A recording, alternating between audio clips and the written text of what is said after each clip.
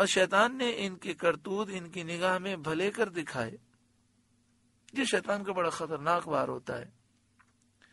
آج اگر ایک مسلمان بدنگاہی کرے، فلمیں دیکھے، ڈرامے دیکھے، بے پردہ عورتوں کو دیکھے، شادی کے موقع پر ڈانس ہو، ناچ ہو، گانے ہو، بے پردگی ہو، شریعت کے خلاف کام ہو، ناجائز رسومات ہوں، خرافات ہوں، اور انسان کے دل میں خیال بھی نہ گزرے کہ میں کام غلط کر رہا ہوں، بلکہ جو غلط کہے اس کو اگر مومن غلط سمجھے، مسلمان کہے کہ یہ کیسے دقیانوسی لوگ ہیں، کیسی باتیں کرتے ہیں، ہم نے تو شادی بڑے دھوم دھام سے کی ہے، بالکل صحیح کام کیا ہے، تو جو گناہ کو اچھا سمجھے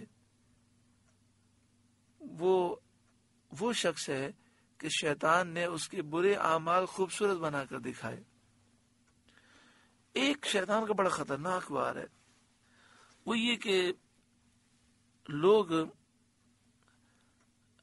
جب محفل میلاد، درس قرآن و حدیث کی محفل رکھتے ہیں شادی کے موقع پر،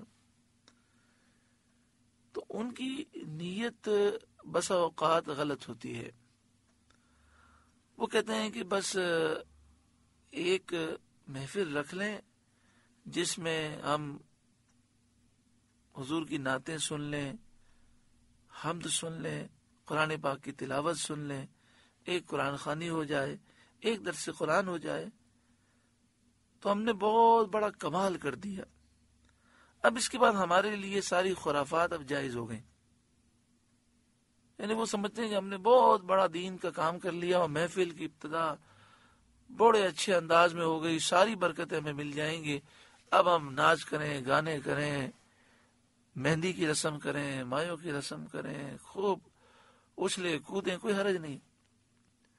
تو ایک وہ محفل میلاد رکھ لیتے ہیں، درس قرآن رکھ لیتے ہیں، قرآن خوانی رکھ لیتے ہیں، اور ایک سمجھتے ہیں کہ وہ جو نکاح کی مختصر محفل ہوتی ہے جس میں دولہے سے پوچھا جاتا ہے، نکاح کا خطبہ ہو جاتا ہے، وہ سمجھتے ہم نے بہت بڑا تیر مار لیا، بہت بڑا کمال کر دیا۔ حالانکہ سوچیں، قرآن مجید فرقان حمید پڑھنے کے بعد فحاشی کرنا، عریانی کرنا، بے پردگی کرنا کتنا بڑا جرم ہے۔ تو قرآن سے جب ابتدا ہوئی ہے تو پھر قرآن ہی کی بنیاد پر ساری محفلیں رکھو۔ کیا ملتا ہے یہ گناہ کرنے سے؟ کیا ملتا ہے؟ یہ جن لوگوں کو راضی کرنے کے لیے آپ کر رہے ہیں، یہ آپ کو کچھ دے نہیں سکتے، اور جس رب نے ساری نعمتیں دی ہیں اور آئندہ بھی وہی نعمتیں دے گا، اس کو ناراض کر کے کیا ملے گا؟ کیا آپ جانتے نہیں کہ ان گناہوں کی نحوستیں انسان کو برباد کر دیتی ہیں؟ ہم نے تو یہ دیکھا کہ بسا اوقات ایسا ہوتا ہے کہ گناہوں کی نحوست کی وجہ سے انسان اتنا پریشان ہوتا ہے کہ وہ اپنی پریشانی کسی سے بیان بھی نہیں کر سکتا۔ کیوں ہم رب کو ناراض کرنے والے کام کریں؟ جتنے بھائی جتنی بہنیں یہ درس سن رہے ہیں وہ یہ عزم کریں کہ نعمتیں ہمیں رب نے دی ہیں، خوشیاں ہمیں رب نے دی ہیں۔ یہ دنیا کے لوگوں نے کیا دیا ہے ہمیں زندگی دینے والا رب ہے، تو ہم رب کی نافرمانی نہیں کریں گے، ہم اپنے رب کو ناراض نہیں کریں گے۔ وَزَيَّنَ لَهُمُ الشَّيْطَانُ أَعْمَالَهُمْ، اور شیطان نے ان کے کرتوت ان کی نگاہ میں بھلے کر دکھائے، مزین کر دیے، خوبصورت کر دیے، یہ برائی کو اچھا سمجھنے لگے۔ فَصَدَّهُمْ عَنِ السَّبِيلِ، اور انہیں سیدھے راستے سے شیطان نے روکا۔ وَكَانُوا مُسْتَبْصِرِينَ، اور انہیں سوچتا تھا، وہ صاحب عقل تھے، حق اور باطل میں تمیز کر سکتے تھے، لیکن انہوں نے عقل و انصاف سے کام نہ لیا۔ آج بات چلی شادی کی رسومات کی، تو یہ بھی عرض کر دوں کہ آپ اپنے ضمیر سے بتائیں کہ دولہے کا عورتوں میں جانا اور اسٹیج پر عورت کے ساتھ بیٹھنا اور ساتھ میں دلہے کے دوستوں کا بھی جانا، اور اس طرح فوٹو کھنچوانا، موویاں بنانا، کیا شریعت اس بات کی اجازت دیتی ہے؟ کیوں گناہ کیا جاتا ہے؟ کیا ان لوگوں نے خوشی کا موقع دیا ہے یا رب نے دیا ہے؟ جب رب نے دیا ہے تو رب کی نافرمانی کیوں کی جاتی ہے؟ اللہ تبارک و تعالی کرم فرمائے اور تمام ان خرافات سے امت کو نجات عطا فرمائے۔